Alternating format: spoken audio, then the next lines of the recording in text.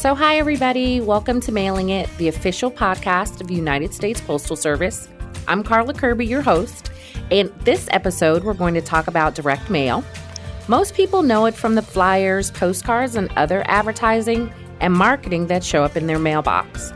Today, we're going to talk to our guest, Tom Foti, Vice President of Product Solutions here at the Postal Service, about the real value of direct mail and how it has changed over time to become an important part of an integrated marketing campaign. Tom, welcome to Mailing It. Thank you, Carl. It's good to be here. I'm looking forward to the discussion. We're glad to have you. Tell us what you do as the Vice President of Product Solutions. So as Vice President of Product Solutions, I have a broad array of responsibility and functions. Probably one of the core aspects of this is the overall product management activity within our mail products. So that would be direct mail, periodicals, first-class mail, and all aspects of those product lines.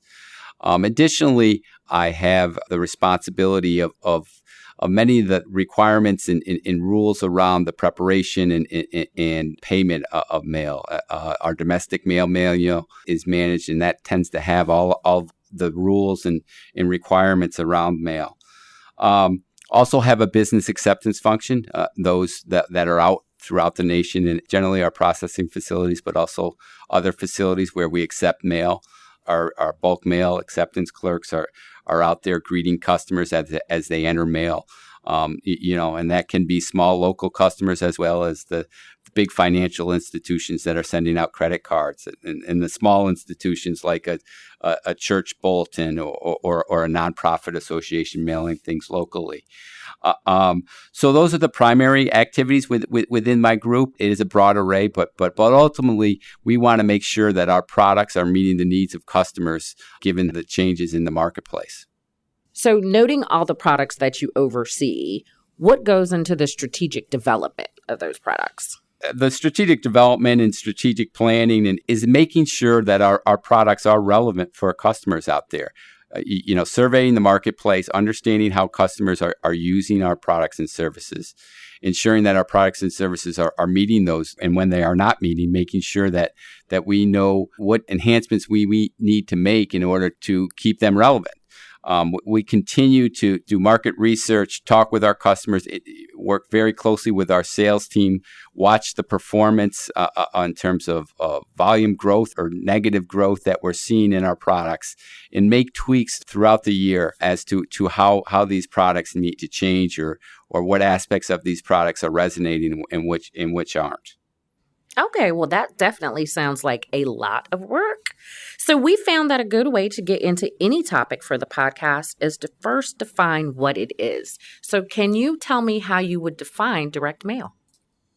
So direct mail, as you alluded to it in terms of the physical characteristics, could be a postcard, a flyer, a newsletter, a letter itself that shows up in the mailbox to consumers or even businesses, generally to promote, create awareness, to educate the consumer on generally a product or service. It's used by a broad set of businesses and entities throughout the marketplace. But generally, the term direct generally means that it is directed towards a target audience. There's some data around that targets an audience and creates additional relevancy for those mail pieces. So, Tom, you mentioned that it's a mutually beneficial arrangement. How does direct mail benefit both the sender and the mail customer? Yeah, so direct mail has value to both those stakeholders, and certainly the recipients, the consumers, you and I who go home every day and look at our mail. Generally and predominantly, I should say, we all look at our mail, whether it's habit or a keen interest in understanding who wants to communicate with us. So that value is we learn, we get educated. We have opportunities that come to us every day, 6 days a week, in our home, and that brings value to our lives. Whether we're looking for a new purchase, we're looking to go on vacation, we're encouraged to get our new magazine that we subscribe to. There's many different aspects that mail brings into a person's everyday life.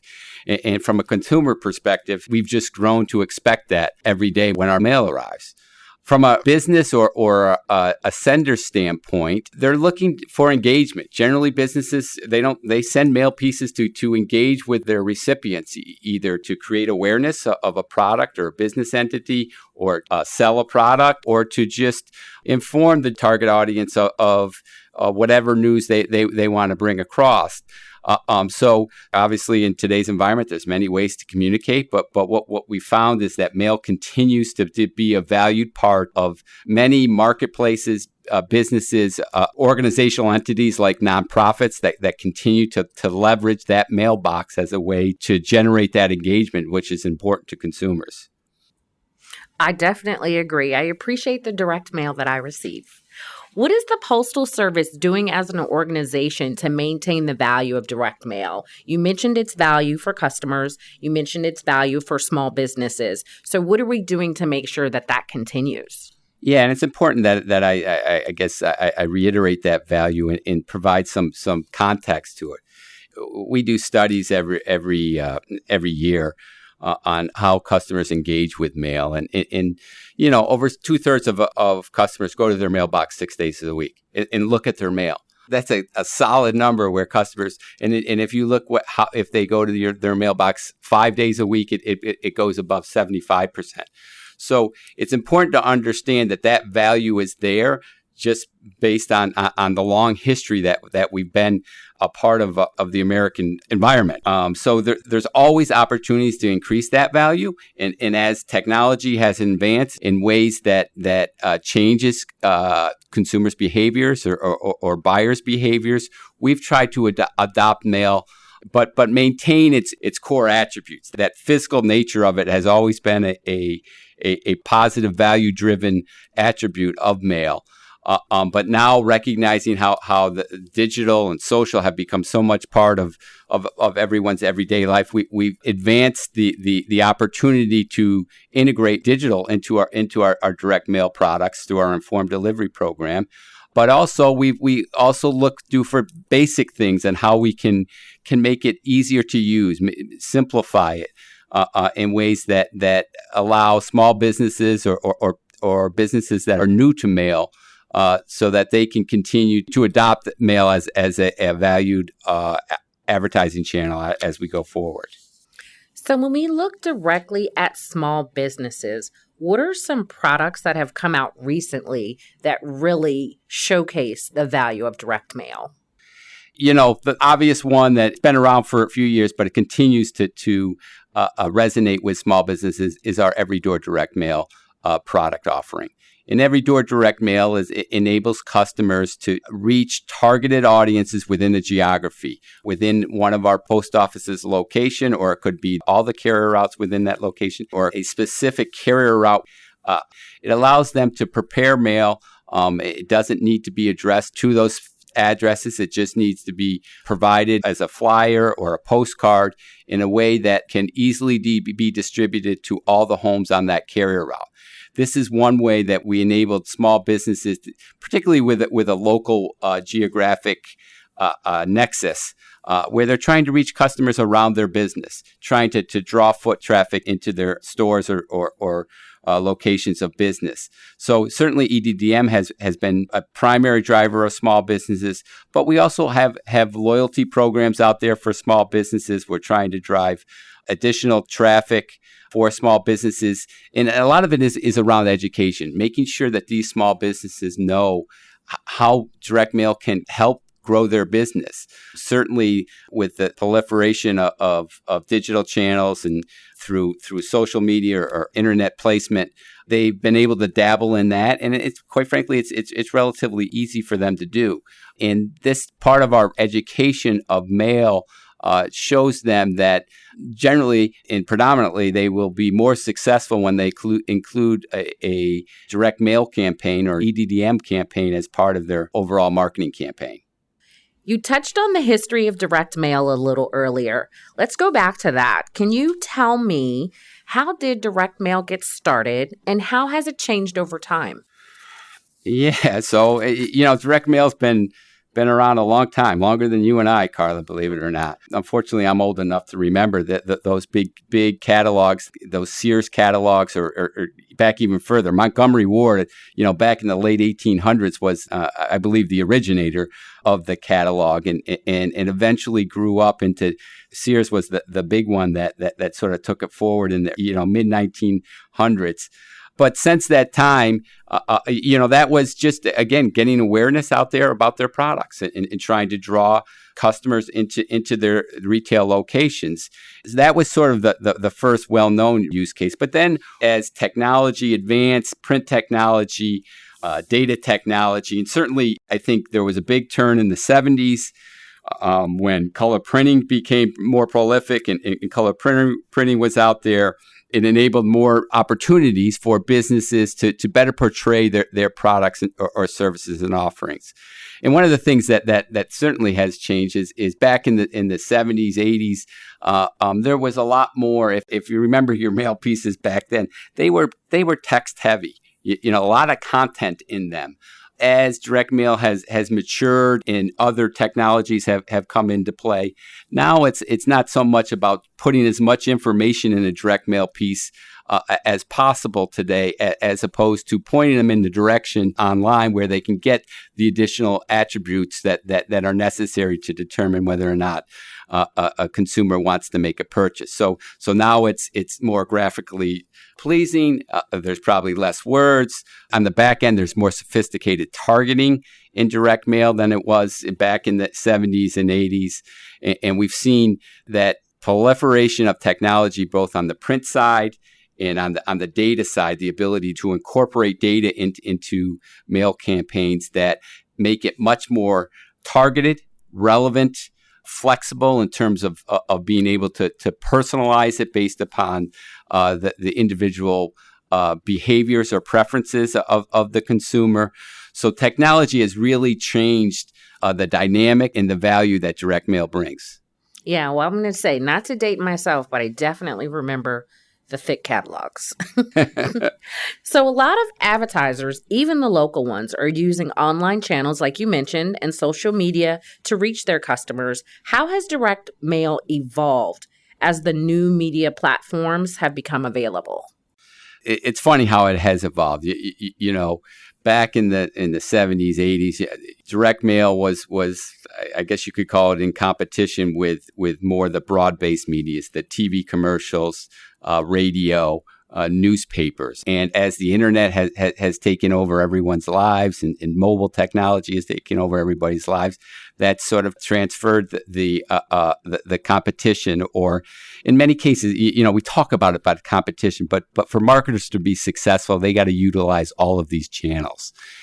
And that's how direct mail has changed. We no longer see it as competition. We see direct mail as a valuable channel that marketers need or should utilize in order to successfully grow their marketing campaigns. So any online marketer or social media marketer, if we can create awareness to them how more successful the overarching marketing campaign would be if they have a direct mail component. It may not have to be the major component within their marketing channel, but we have seen time and time again that campaigns that integrate direct mail as part of marketing campaigns, they are just more successful. And part of that is because the data and the technology around it enables it to be more targeted and relevant to consumers. You know whether or not I just bought a new car and whether I need or a home would be a better example. I bought it and whether I need products and services to furnish that home. All this data now, it has become relevant, and as I interact with my online behavior, it can trigger behaviors or better ways to communicate with me through physical direct mail. So there's opportunities there. The other thing I do want to bring up is it really has become an opportunity for direct mail to be that premium marketing channel out there in today's place. Emails are pretty easy to do. They're pretty cheap. Businesses can send them out relatively easy and turn it around. But consumers and buyers, they're pretty smart, and they're pretty savvy, and they know how much they mean to their business. And when someone sees a nice textured mail piece that a brand has sent to them, the psyche goes through that, and you start to understand that brand really wants my business, and it's sort of become this premium product. When you'll notice more and more mail pieces that are coming through are for premium products, whether they be cars, exclusive vacations. Those pieces, you can tell they spent money to create those pieces, and your business means a lot to them. In many instances, in many market segments, not all of them, it's become this premium product to show the consumer or prospective buyer that, no, you mean something to me, and I really want your business. That is definitely interesting. And now that I know, when I get my higher end mail pieces, that's right, they really want my business. So when we talk about like the technology with QR codes and informed delivery, how does that partner with direct mail? What it does is it ties in the mobile interaction. Our informed delivery program has been a big success. We have over 50 million, close to 52 million users of informed delivery who get an email with their images of the mail that are showing up that day in an email. About 70% of those emails get opened. You think about a 70% open rate in email. That's phenomenal. But what it does do is it provides the opportunity for these brands or these mailers to get multiple impressions for their customers. So now I'm looking at my informed delivery every day, and then I come home and I look at those mail pieces every day. And it's not only me, it's my wife is also looking at her informed delivery. So, you get 2, 3, 4 times the impression that you would have gotten previously. And generally, people are looking at informed delivery on their mobile phones. So that tie into mobile is very important. But then we also like to create this call to action. One of the beauties of mobile technology enables people to act quickly. And we all know that the power of impromptu buys out there. And if you see something, whether it's in your informed delivery email, the ability to create an informed delivery campaign that enables you to click on that brand and go to whatever offer that they are making and actually make a transaction. Or when you get home, you look at your mail piece, you scan a barcode, the QR code, and go right to researching a potential buy or actually buying. So it just triggers a facilitation and engagement that wasn't there previously. So it seems, based on the information that you share, that direct mail is going to be a staple in most marketers' toolkits. So when you're looking at digital or physical, do marketers need to look at an either-or approach, or is there something that they can do that uses both mediums? The expectation in today's environment that marketers would use all channels, have an omni-channel campaign across multiple channels, digital, social, online, as well as direct mail. So it's not necessarily competing. It's utilizing that best mix that's out there to reach their targeted customer. Certainly direct mail has its benefits. We've always said that direct mail is more of a passive channel where consumers come home from work or check their mail. They look at it generally when they pick it up, and they put it down, and then they can casually go back. You're not inundated every day with mail pieces that often is the case with email. I think we all know we get at times hundreds of emails every day. It's hard to keep up with it. We often unsubscribe. There's no way I could actually read all of them. So oftentimes they go unnoticed. And it's more in your face. I mean, we've learned that surveys are out there that 75% of us are digitally fatigued. We just get inundated in today's environment. So that's one of the attributes of direct mail. And your mail it's more passive. It's more of a sit back and relax and put it down look at it, put it down, come back to it when you want to. So there's certainly benefits with that. Also, another point to make in this whole discussion is direct mail. On the face of it, couldn't look like it may cost a little bit more for businesses to utilize this direct mail channel, but time and time again, we have studies with customers and that the returns customers get for the money they spent, it far outweighs many, if not all, of these other channels. Now, again, I'm not saying you use one versus the other, but if you manage and know your customer base, know your target, you should be able to utilize the channel that best creates value for those consumers, as well as helps you grow your business or retain your business or maintain that engagement with your customers. So as we've talked about direct mail and how you can integrate physical and digital media, what would you say the future of direct mail is beyond the integrated marketing? One of the things that we found is direct mail is a durable product offering.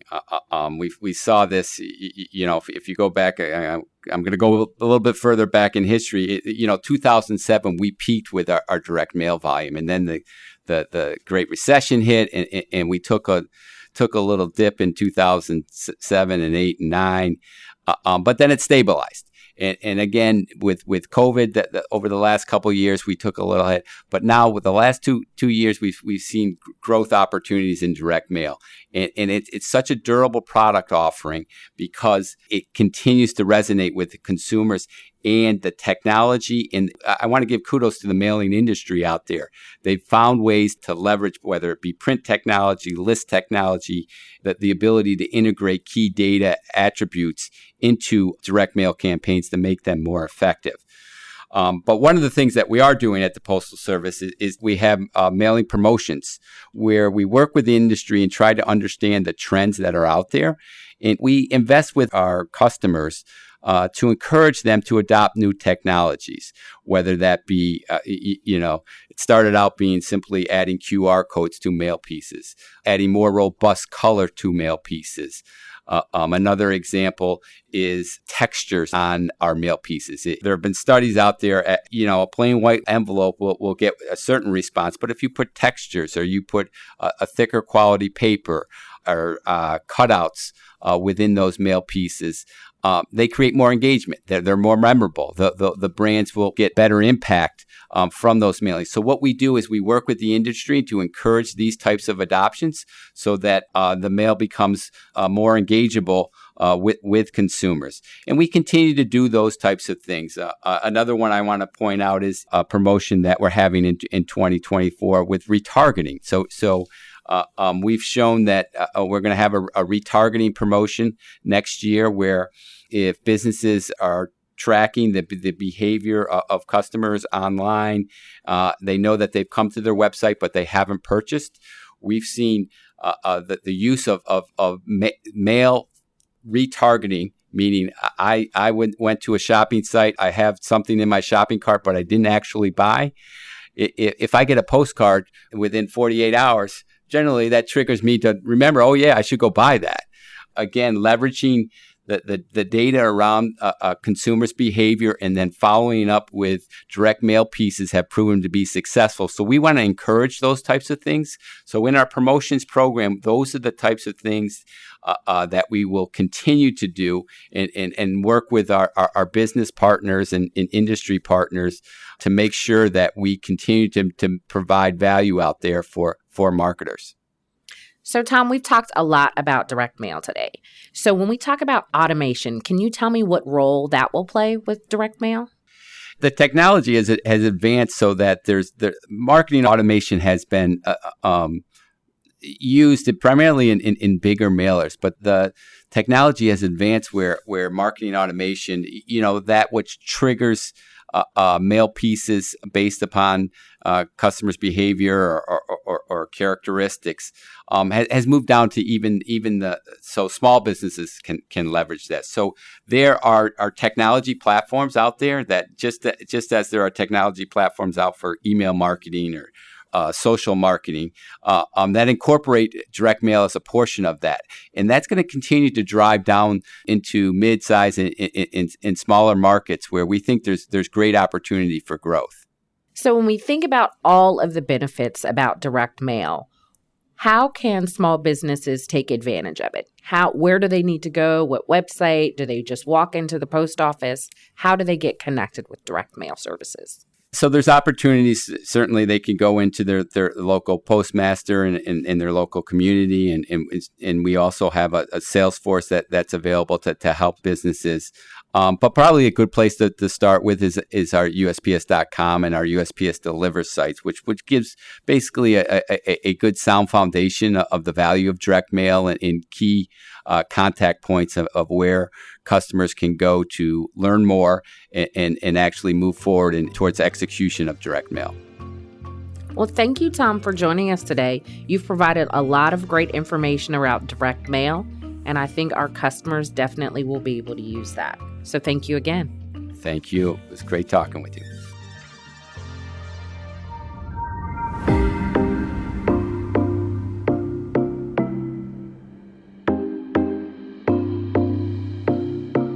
And now it's time for Did You Know? We use this segment to share interesting and surprising facts about the Postal Service. As you probably already know, the Postal Service reaches every community in the United States, with tens of thousands of post offices responsible for the delivery of millions of letters and packages every day. Given how much we still rely on the post office, it's no surprise that communities tend to take exception when they hear their local branch is in danger of closing. I recently heard about one community that had a unique reaction when they were put in this situation. In 2009, residents in Latana, Florida, found out that their local post office might be shuttered. Well, their city manager worked with the mayor, council members, and residents of all ages to organize a protest. And you may be thinking, how did they protest? Well, they protested by mailing more than 1,000 coconuts to the Postmaster General in Washington, D.C.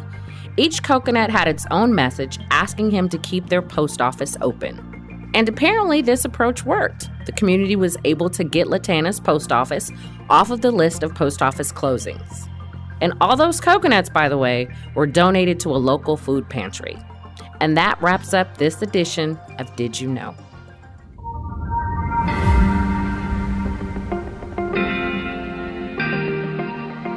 We've got a lot of great information today on direct mail. For small businesses, some key takeaways: definitely visit your local postmaster or your post office to get more information. Also visit USPS.com on more information on how you can use direct mail to further your business. And that's all for this episode of Mailing It. Don't forget to subscribe to Mailing It wherever you get your podcast to make sure you don't miss the next episode. And follow along on Instagram at US Postal Service, Twitter at USPS, and on Facebook.